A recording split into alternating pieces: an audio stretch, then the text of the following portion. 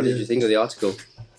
I think this is probably the most hilarious thing that I've ever heard.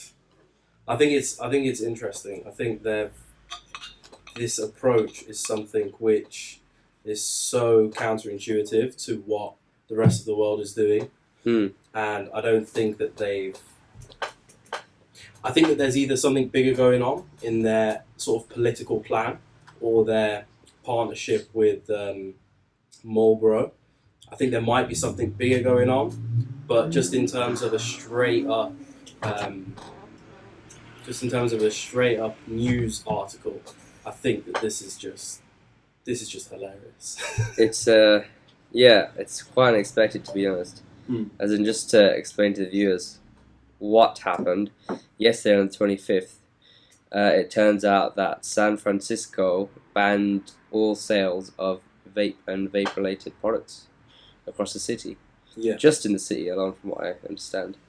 Yeah. So I've got an article here, which is from the San Francisco Chronicle. So if you just Google San Francisco e-cig and look at the news section, every single thing there is about San Francisco becomes first major US city to ban e-cigarettes. San Francisco passes ban on e-cigarette sales, a US first.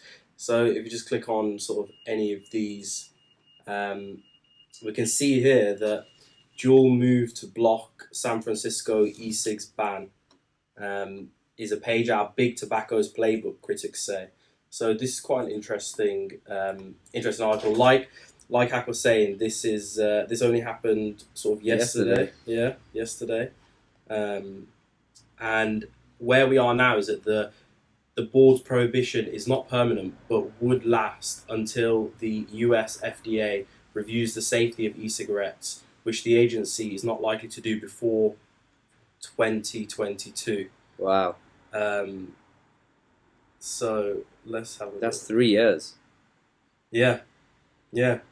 So there's always been this review that the FDA is going to do for e-cigs in the US, but this has kind of escalated that to another level.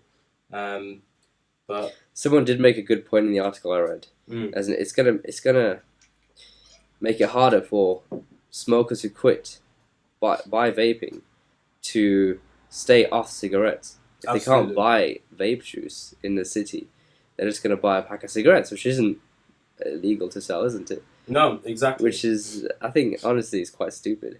So this has been the argument that has kind of carried this whole thing through all of this legislation and through everything else. The argument is kind of in this CNN article. This is the argument that is being used to kind of take this to the level that it is now. Where City Attorney Dennis Herrera, in a statement, said, "This is a decisive step to help prevent another generation of San Francisco children from becoming addicted to nicotine." So the argument behind Did they ever ban sale of cigarettes, though? Did they ever? No, they haven't. I don't think they... Well, obviously, to minors, obviously cigarettes are banned. Of course, yeah, so but is the sale of any vape stuff. So how is this minors. Similar to that? I have no idea, but this is the argument that is being sort of perpetrated throughout the US, which is that youth vaping rates have kind of skyrocketed. But are they looking at the cigarette rates as in actual smoking? Well, which has dropped. I'm not sure if they are. But this is the kind of the thing that they're jumping on. This is the argument train that they're jumping on. In order to kind of justify their actions, which is that this is all to do with youth kind of vaping rates and how that has, from their wording, sort of escalated and skyrocketed over the past few years. I think it's one of those things that will just be, what's the word? It'll just be pulled back. This legislation, whatever it is. I mean, don't get me wrong. If there is a problem with people, I think in San Francisco under 21 vaping or smoking, then that's a serious problem, and people should be taking steps in order to make it more difficult for those people to actually get hold of any of these products, whether it's vape or cigarettes or any of those things. But if we look at the recent report from earlier this year in the UK, I know that this is in the UK, but this is this is the Vaping in England, an evidence update report, February 2019. So it's this year, so it's very recent, and it's a report commissioned by PHE, which is Public Health England, who are in charge of looking into this stuff. If you look here on page 11 or 12, vaping in young people. So in the UK at least, what we can see here is that regular use remains low, with 1.7% of 11 to 18-year-olds in Great Britain reporting at least weekly use in 2018. It was 0.4% among 11-year-olds and 2.6% among 18-year-olds. The proportion of people who have never smoked who use an electronic cigarette at least weekly remains very low. So throughout this whole kind of study, what we can say that within the UK at least, this kind of aggressive stance that the US is taking to vaping in terms of their aggressive perception that this is being taken up by young people in a very aggressive way, it doesn't seem to be the case in the UK. Now, I don't know if that means that we're kind of being misled in the US. I don't know. I don't know if that means that the youth here are genuinely just not vaping as much in the US, because it could be that the youth in the US are vaping as like a lot more than the youth here. It's possible because Juul is headquartered US, isn't it? It's his birthplace. Yeah, and Juul will naturally be bigger over there. Well, this is the thing which has kind of triggered my mind on this, is that this is so closely, in the US at least, this is so closely related to the whole Juul problem, the whole Juul scenario. So let me just pull up an article on Juul's campaign. But they changed how they market everything, isn't it? They don't market to teenagers anymore. Yeah, they have. They recently changed. So if we look at this, it's a funny one. This one here. Can you see this this screen over here? Yep. Okay. The box. So this is an article about Juul's early you showed me campaigns. this. Yeah. Juul's early marketing campaigns.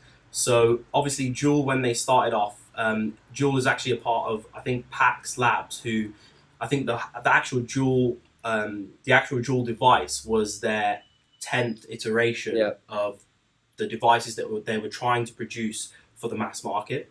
So they stumbled on something with Juul, and then they backed it with a really intense campaign that got them into a lot of trouble with the FDA.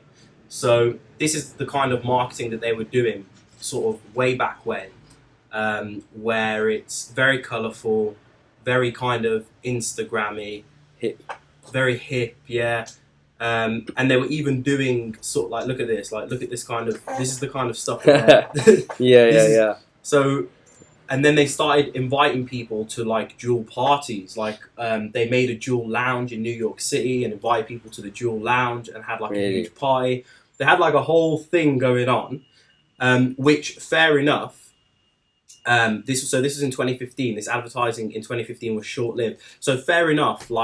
They should have got in trouble for that, because they essentially did what the cigarette industry used to do with the whole kind of cigarette smoking sort of thing in the 60s, where it was just very kind of popularized. Lifestyle advertising. Yeah, lifestyle advertising. So that's fair enough. But what seems to have happened is that since then, Juul has taken an active approach to delete all their social media accounts.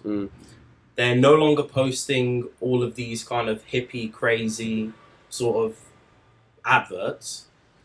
Their approach now is that they're helping smokers quit. They're helping smokers quit, and they're documenting the journey of how smokers are quitting. So they're kind of going up to people, filming their explanation of how Juul actually helped them quit and live a better life. So, but while they've been doing that, this kind of pre-2015, 2016 marketing campaign that they did has kind of just stayed with them in their reputation.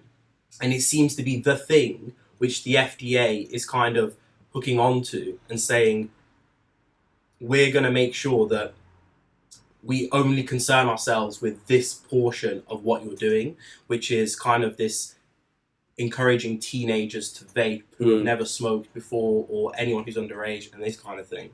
So the reason this is all relevant is because, like you said, this ban has actually occurred in Juul's headquarters, Backyard. essentially.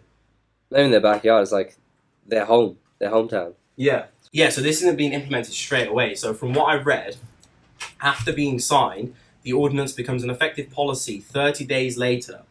It is set to be fully implemented 6 months after that. So from what I can see, Okay. this isn't even something that's going to happen straight away. But what it will do is anyone who's thinking of entering the market now in San Francisco or in the US, or kind of anyone in that realm is going to have a bit of a shock. They're going to think twice about it now. They're going to think twice, and it's going to cost them a lot more. So loans... Why a lot more? Because loans aren't going to be as easy to get.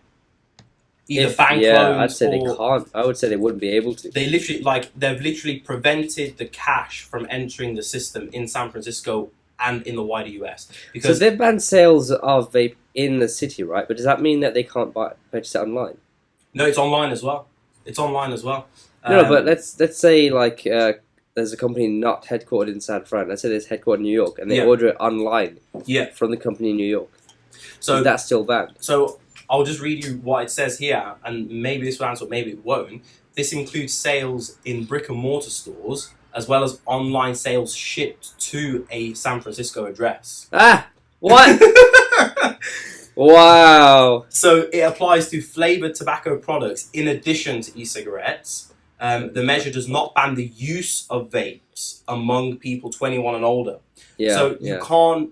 They're not banning the use, they're just banning the sale of it. So they're just cutting off the supply, essentially. So if you're walking around with a vape, you're not gonna get arrested, right? Yeah. But that could also be because the cannabis industry has a lot of vaporizers within it as well. Yeah. So if they were to ban vapes, they would be kind of cutting the legs off a lot of their cannabis industry as well, which they seem to be okay with. So funny. So there's a lot of stuff going on here. Like who knows what the ultimate kind of answer to all of this is behind the scenes. But Juul is probably the only one that can survive this barrage of legislation only because they have an investment from pretty much the largest tobacco company in the world. Or one of the largest. And it's a tobacco company that has departments and departments of lawyers and employees who are used to fighting this kind of thing. Yeah. So Juul's the only one who will probably be able to survive. And then they've cut off any competition because any investors or VCs or kind of angel investors, anyone who's been investing into the vaping market in the US is suddenly they have to think twice. They might still end up investing, but at least they have to think twice, and which is a great thing for Juul because it just increases their dominance in a way.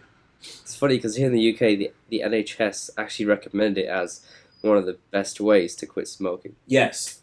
So I can't see it happening here because technically the government are behind it as well. So let's talk about that. Let's talk about the cross-border implications because we've just seen this study, which is the... Dude, I don't think it's going to go cross-state, let alone cross-border.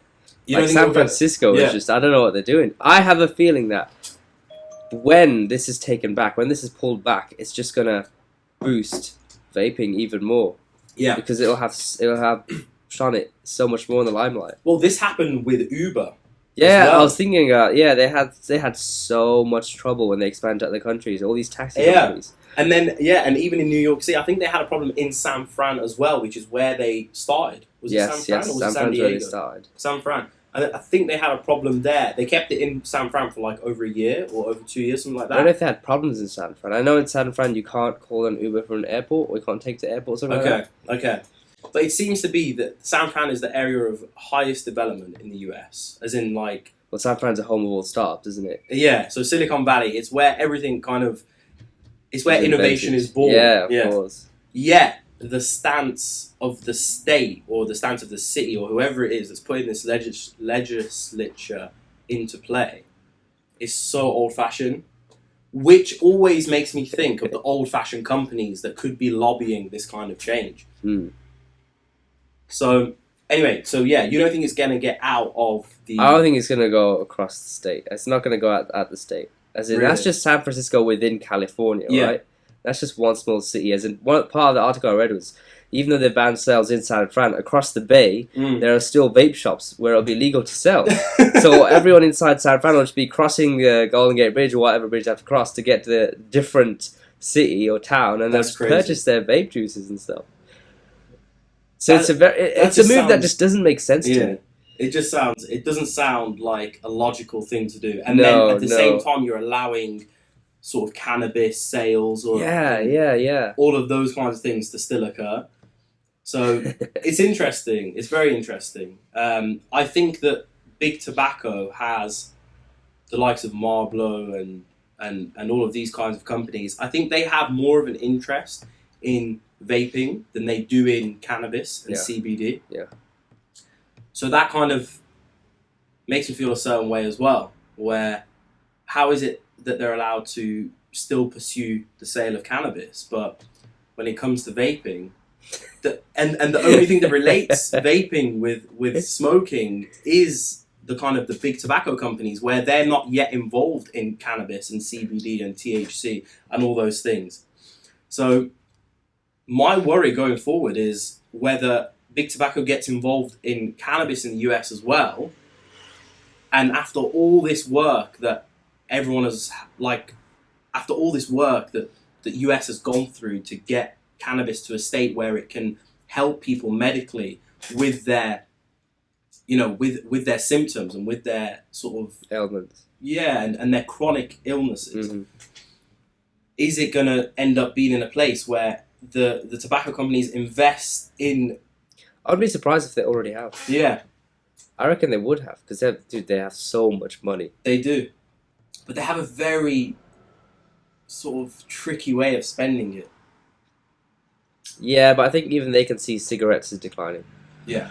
Yeah, that's no doubt. Yeah. And that would be a big reason why these things are happening now. Yeah. Yeah. It's to try and get control of the industry before it gets too big for them. Yeah, still an odd way to go about it. But yeah, in regards to the UK, with Public Health England pushing out that statistic of vaping being 95% less harmful than smoking. Yeah. As in the whole health system here is pushing it. And I think in this country anyway, it's less of a problem for teenagers because we don't really see, as in, I've heard stories of teenagers in school using Juuls and pods and stuff. Yeah. But compared to the US, it's nowhere near as big a problem. Of course not. But is it that it's nowhere... I completely believe that in the UK, it's not that big of a deal. Yeah. Okay? Obviously, always, kids, vaping, smoking, whatever it is, it's always a big deal. Fine, okay? But what we're saying is that, statistically, from the government figures, it's really not a major issue. As in, there are fewer people, from what I've read, trying vaping than trying cigarettes. In the UK, fewer young people. So you're saying there are fewer people trying vaping than cigarettes? Than cigarettes in So you're saying there are more people trying cigarettes than vaping? Than trying vaping, yeah. So there's more people, from what I've read, there's more people actually trying cigarettes at a young age than trying vaping. Today? Oh. And the young people disassociate vaping to smoking. So there's a great part in this article where it talks about the terminology, in this study, where it talks about the terminology of e-cigarettes right here. So e-cigarette is a term that was commonly used when the devices first became available. These devices resemble tobacco cigarettes, but there has since been a rapid evolution of technology and products. The shape of the product now varies enormously. This variation means that e-cigarettes is no longer appropriate, and we are aware of discussions going on in the UK and internationally to develop a common terminology. As in the term e-cigarettes is no longer appropriate. Yeah, and then it goes on in the youth section of this report to talk about how young people are actually disassociating vaping from smoking. They don't see it as the same thing. In this period, young people's attitudes became more negative towards smoking. But it actually mentioned something about the US here. So there is evidence from the US that increasing vaping is happening against the backdrop of reduced cigarette smoking.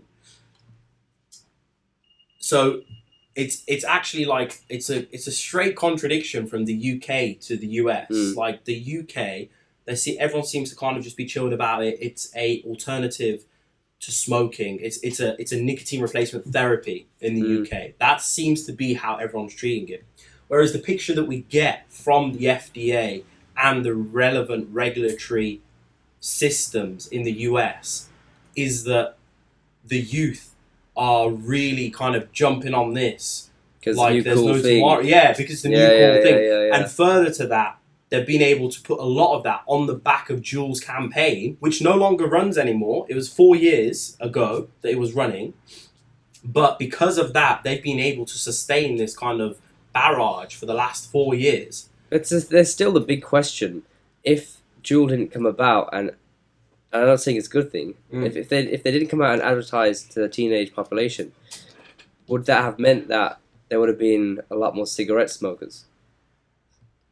As in, did Juul prevent a lot more teenagers taking up smoking? That's a great question. That is a great question. And obviously it's one which I feel like we know the answer to, but at the same time, it's one that is it's a hypothesis that I feel like the FDA would never set up. That they would never set up to then find the answers for. I mean, how are they finding out that, how are they finding out the youth vaping rate in the US? How are they finding it to be so dramatically high? Yeah. Like, if they can find it to be so dramatically high, why don't they just cut it off at source and solve the problem for everyone? Because if they're standing outside vape shops and counting how many people are young, why don't they just implement something at that same source where they're capturing them? Why don't they implement something at that same source where you have to, I don't know, scan your ID to get something? Or implement a nationwide thing where they have to put their national insurance number in, or in the US, whatever it is, their social security number. And do it that way, rather than taking this approach of, we're just going to ban the entire... to everybody! We have no interest in how this is a great nicotine replacement therapy, in how it's helping a lot of people quit smoking. I think maybe they are in a different position now with weed being legalized. Because smoking will, I suppose, still be around. There won't be cigarettes with 3,000 chemicals, Yeah. I don't know. They are in a very different position to the UK. So I can't see weed being legal here at all. Cannabis, all that. I cannot see it being legal. Well, we know that CBD is doing its thing here. CBD, yeah. But the other ingredient, THC. THC, that. So obviously, I'm with you on that. There's no actual reason for THC to be legal in the 99% of cases. Most people who want medicinal cannabis will preferably take the CBD over the THC. That's the majority of people. Yeah. So I'm with you. Like, I don't think THC is going to become legal anytime soon in the UK. But in the US, it already is legal. At least medicinally, and at least in the state that Juul has its HQ, and in the state that now has banned vaping, weed's everywhere. I think might be the case. All these senators and stuff that are really peed off that weed is legalized. Yeah. They're just taking out all their anger on vaping now. Well, you've got to think who had CBD companies or weed companies in America. They don't have a lobbying stance in the US kind of government sphere. They don't have what I'm trying to say is, in comparison to cigarette companies and tobacco companies who have been there since the 60s, who have got their foot in the door for the past 40, 50 years, cannabis companies are only just getting their foot in the door, whereas these old schoolers have been there for a long, long time. So I feel like nothing happens in the US to do with tobacco and to do with vaping without those guys having a say. That's just my theory. I don't know if that's true. I don't know if that is a thing, if that's true, but that's my theory, is that the likelihood is just how Marlboro invested in Juul. They're basically saying to everyone, nothing's going to happen in this industry in the US without our approval. Mm.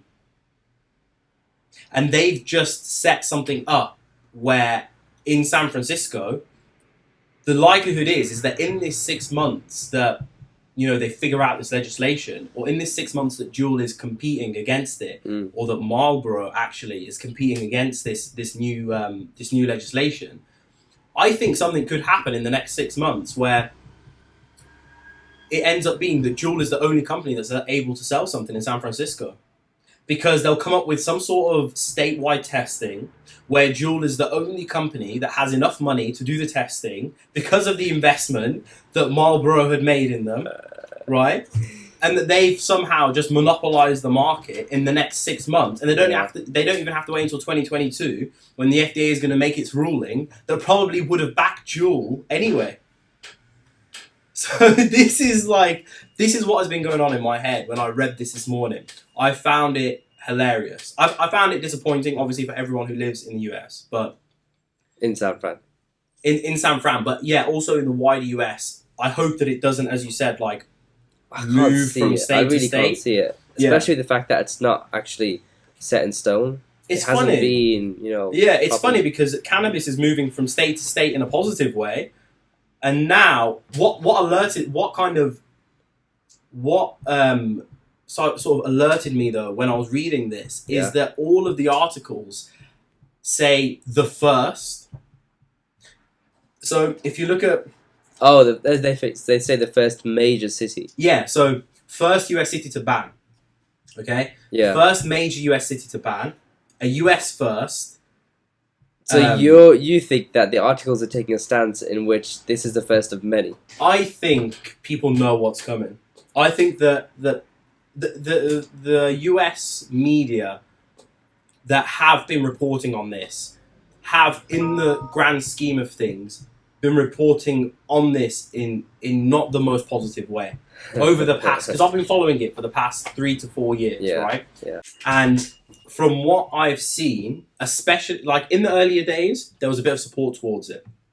But then when tobacco started moving into it, when big tobacco started moving into it, we then had the majority of the US media come out as anti-vaping. That has just been kind of the reality in the US, is that they've had a really tough time with all of this. And then there's been this whole waiting game from a couple of years ago, from when the government said that they were going to basically impose the same tests on US vaping companies as they are going to on US medical companies, which basically means that a single flavor and a single MG and a single VG/PG is going to cost basically $1 million to get tested. So this is the legislation that has been kind of on the back burner for the last 2 to 3 years and is likely to come in around 2020. In around between 2020 to 2022. That's the kind of estimate, because the FDA is one of those agencies that just either keeps pushing it or it's very closely related to politics. So no one really knows what's going on. So that has been the general thing, is that the media has been generally in the US sort of anti-vaping. They've been very pro-cannabis. Recently as well, they've been quite pro-cannabis, but they've been anti-vaping. Now, what I'm seeing on all of these articles where it says first city, first city, first city, it just makes me think that these guys are probably thinking the same thing we're thinking, which is that there's going to be another war for this whole vaping situation.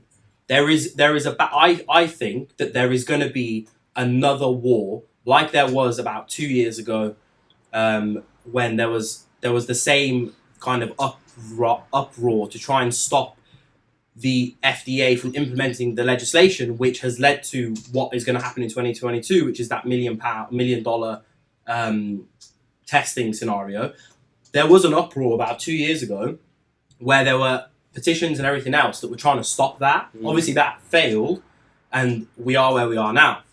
So I think that this is going to be another phase of that all over again. I don't think this is going to be the last we're going to hear of it. I think that if anything, this is going to be a way to flush competitors, and Juul is just going to end up succeeding in that state because they're going to get some sort of exceptional license, or they're going to be the only ones who can comply with laws that come in. Yeah. And I think that this is going to be phase 2 of a war of basically big tobacco versus freedom of choice in America. I think that this is kind of what's going on. This is just my opinion. One man's opinion. What do you think? I think you're worrying too much. As in, I just don't see this move as being a very intelligent move at all. It's not. As in, I don't know, maybe it's because we're in the UK and we know that vaping is 95% less harmful than smoking, right? That's such a massive statistic. For them to ban vaping, it just means that so many ex-smokers may actually become smokers again, and they're just not thinking properly. Yeah. Would they prefer them to buy cigarettes rather than vapes and vape juices? I don't get it. I think this is just a small publicity sort of thing. I don't know. It will just phase out. It's not going to be put into actual law, and I don't know. This will just be the first and last, to be honest. So yeah, I think we got to sort of agree to disagree on that, because I think that while there is a publicity element to it, I do think it is a publicity stunt in a way. Yeah. But I really genuinely think that there's something, because it doesn't make sense. Like you were saying, it doesn't make sense. It doesn't make sense. It doesn't make sense at all. It really doesn't make sense. So when something doesn't make sense, I generally think that there's probably something we don't know that would make it make sense had you known that fact. And it being San Francisco, maybe there are a lot more startups focused on the vaping scene over there than we're aware of. Maybe. Because there are so many startups in San Francisco. Like, you have all these garage startups that pop up out of nowhere. Yeah. Maybe there is not only startups focused on the cannabis scene, but also startups focused on the vaping scene, and we're just not aware of how crazy it is out there. There could be. That's a great point. There could be. So maybe it's just a message to the startup scene over there that, slow down. It may be the case, because I can see a lot of startups over there trying to follow Juul's growth strategy and targeting teenagers. Yes, it could be. That's a great point, because we don't know what's happening on the ground out there. Yeah, no, we don't. I don't know if the American youth, especially in San Francisco, are uptaking vaping at an extortionately high rate that thus deserves this kind of implementation of law. So maybe it makes sense just in San Francisco. But from what we've seen in the UK, that doesn't seem to be the case over here. No, not at all. Not at all. Like, in the UK, it seems to be the complete opposite of that. So it makes me struggle to believe that in San Francisco, I don't know, there could be an extortionately large proportion of youth that are vaping. It could be, but... As in terms of, when you start up a company, you have a set of customers that are called the early adopters. Yeah. And there is no city or region in the world compared to San Francisco that has a large proportion of early adopters. Yeah. So in terms of the population there, a large majority of them will be open to trying new technology like vaping. Yeah, absolutely. Well, this is the thing, though. So I think the solution to this problem in the US, it's not therefore to just ban vaping products. If there is this problem of intense youth uptake of vaping, where they had never, even if they had smoked before, but just generally intense uptake of youth in vaping, I don't think the problem is to then just ban the entirety of vaping. I think they're not banning vaping, they're just banning sales, isn't it? Yeah, I mean, this is the thing. They're attempting to. So this is hilarious, though, because in reality, they've probably just made the situation worse, because they've not even banned vaping. So those kids who are vaping are still going to vape. Yeah. They've not solved the solution here, or they've not made it very odd. More difficult, because like you said, you can just cross the bridge and get products somewhere else. So I think that there's a bigger way to solve this, which is put the age up to 21 in all states across the US, and you can only buy vape products with a social security number, whether online or in store. It's really that simple, because at least then the barrier to entry is so much higher. And at least then you can, if it becomes a black market situation where people are buying on the social security number and then selling to kids, at least you can then trace it because you know who's purchased it in the first place. So ish. Yeah, but it's a lot better than what they're doing now, because what they're doing now is essentially saying that no one can. Yeah. Therefore, it's all black market. I reckon they're gonna have a huge backlash on this. It's backlash. Now every vape juice that's sold in San Francisco is black market. So you can imagine that it's going to be impossible to trace. So they've not resolved this whatsoever. Unless they've incorporated like blockchain somehow into San Francisco. Well, ecosystem. that would be a great way. Is get your social security number on blockchain, 2-factor authentication. You can get it done. Like, there's so many innovative ways to deal with this, what they call crisis. I'll take them for their word. It's a crisis in the US. Youth vaping is a crisis. Let's just take it let's take what they've said for their word, that youth vaping is a crisis in the US. I do not think that the way of solving that is by banning vaping. I think the way of solving that is by implementing a really comprehensive strategy of being able to purchase vape products by only those who are adults. Otherwise, they'll hit the same problem with cannabis, isn't it? The reason they legalize it is because there's so much activity on the black market. Exactly. And now they've actually been able to control it somewhat, I suppose. Exactly. You're not going to be able to control the quality of the juices. You're not going to be able to control, how... Even the studies that they're doing now, they're not going to be able to have those facts and figures for the future because everything is going to start going underground. So we're not then going to know in the future what the youth vaping rate is. It's going to be difficult to measure that in the future because they're not going to be able to access statistics like as clearly. So just with with underage drinking, with underage smoking, with all these things, the solution is not to ban the entire thing. They've not banned drinking in the US. They've not banned. It's not like Prohibition days where they've banned the entire of drinking. We've seen how Prohibition played out back in the day, and that's obviously worked out very negatively for the US. So why take the same strategy here when it comes to vaping? It shouldn't make any sense. To neither of us.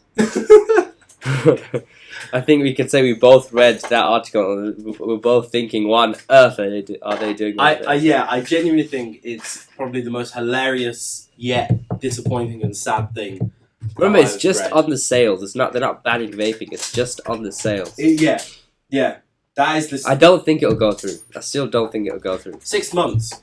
Apparently, in 6 months' time, that's when we're gonna find out once and for all what's going on. So, but yeah, that's the news this morning. That's the hilarious news this morning, and also very disappointing news. By the way, we are both super ill, which is why we sound just completely off. But yeah, hopefully future podcasts will be a lot more lively. All right, on to the next. Peace. Back to work.